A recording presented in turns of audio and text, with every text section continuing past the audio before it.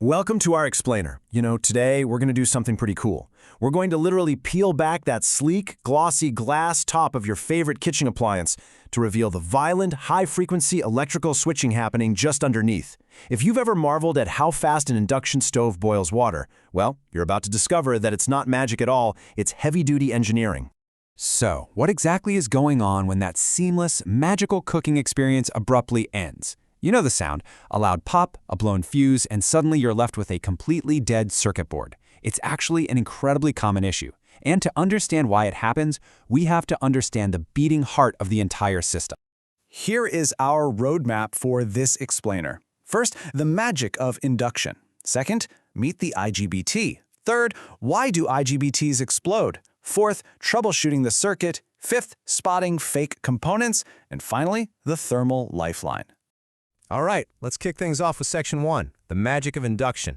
Let's talk about the sheer science of how this cooks your food without ever lighting a flame. It's basically Faraday's law of electromagnetic induction in action, and it turns the pot itself into the heating element through 5 distinct steps. First up, the cooktop takes your standard AC wall power and converts it into a stable DC voltage. Next, an inverter rapidly chops this up to create high-frequency AC, which then runs through a copper work coil. This creates a massive oscillating magnetic field that shoots straight through the glass, inducing swirling eddy currents in the metal base of your pan. And because that metal has natural resistance, those currents generate intense heat. That's a process called Joule heating. Moving right along to Section 2, meet the IGBT. To achieve all that high-frequency magic, we need a component capable of handling immense stress. Enter the heavy-duty bouncer of our circuit, the insulated gate bipolar transistor, or IGBT for short. This unique hybrid structure is the absolute foundation of modern induction cooking. It's essentially an incredibly fast electrical switch that takes the best of two worlds. You get the easy control of a MOSFET combined with the raw, massive current-handling muscle of a bipolar junction transistor. To give you a real sense of scale here, this component is switching on and off anywhere from 20,000 to 100,000 times per second. Yeah, you heard that right. It is rapidly chopping up that DC bus voltage to create the high-frequency square wave needed for the copper induction coil. It is working incredibly hard and unbelievably fast. And the real brains of the operation is the cooktop's internal microcontroller. It manipulates the IGBT to give you that ultra-precise firepower control, letting you jump from a rolling boil down to a gentle simmer in a fraction of a second. It does this in 2 main ways. With pulse frequency modulation, it shifts the switching frequency away from the coil's natural resonant peak, which increases resistance and lowers the heat. With pulse density modulation, it keeps the frequency fixed but delivers the power in rapid bursts, like 50 milliseconds on and 50 milliseconds off. Your eye can't see it, but the average power drops perfectly to give you a steady simmer. It's an amazing system, but what happens when it breaks? Let's get into Section 3. Why do IGBTs explode? When you consider the surrounding hardware, you realize just how fragile this high-voltage ecosystem actually is. A failure in any of these surrounding components will almost instantly destroy the IGBT. If a 0.3 microfarad or 400-volt capacitor bulges, it shifts the oscillation frequency. Boom, blown IGBT. If the 18-volt control circuit sends too much voltage to the gate, or if the cooling fan dies and it overheats, boom. Even if you use a warped, deformed pan that confuses the cooktop's temperature sensors, it can cause the processor to overdrive the system, completely frying the transistor. And it gets worse, because this vulnerability often sets off a catastrophic chain reaction. You see, many induction circuits use a half-bridge topology, featuring 2 IGBTs working together. If one fails, it doesn't just quietly stop working. It shorts out. So the very second the other IGBT turns on, raw power shoots directly across the DC bus. This instantly destroys both transistors and usually takes the gate driver control chip down with them. You can almost never just replace a simple transistor. It's a total domino effect. So, how do we fix it? That brings us to Section 4, troubleshooting the circuit. When we encounter a blown fuse, we really need an investigative mindset to find the root cause before blindly swapping parts. I want you to read this warning from the electronics repair community carefully. These boards are, arguably, the most dangerous boards to work on that you'll find. And they're right.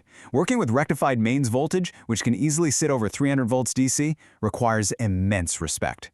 These capacitors hold a lethal charge. This isn't like replacing a battery in a TV remote. This is high-power, potentially dangerous engineering. So the absolutely crucial point here is that you have to systematically test the components around the IGBT. You got to check the bridge rectifier and the gate driver for hidden shorts. You test the IGBT with a multimeter in diode test mode. And here's a brilliant trick. When you finally do power it back on, use a dim bulb tester. That's an old-school incandescent light bulb wired in series with the cooktop. If there's still a short circuit, the light bulb will just glow brightly, acting as a current limiter and absorbing that power. This prevents your brand new replacement parts from instantly evaporating on their first test run. You can then safely use a thermal camera to spot what's getting hot. All right, moving to Section 5, Spotting Fake Components. Imagine doing all that hard work replacing the parts, applying full power, and boom, it blows up again. Well, you might literally be dealing with counterfeit components.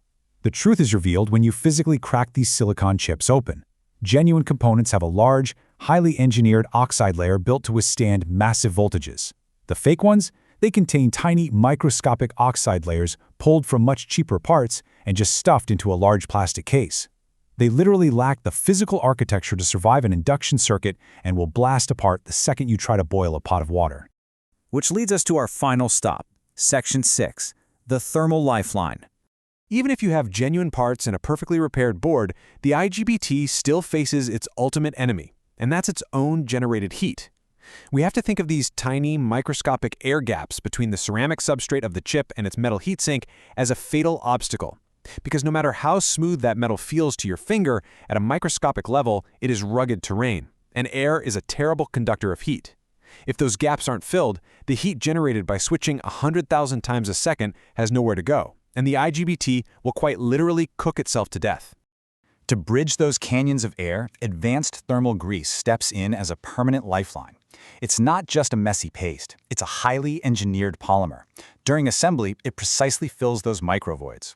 During daily operation, it has to maintain its consistency through brutal thermal cycling, swinging from -40 degrees all the way up to 200 degrees Celsius without cracking. And over a decade of use, it must resist oil pumping, meaning it can't separate and leak its oils out, which would leave the chip totally vulnerable to failure.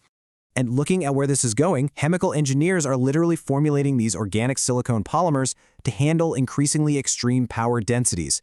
They're blending in advanced fillers like boron nitride and zinc oxide to move heat faster while keeping the material electrically insulating so it doesn't short out the board.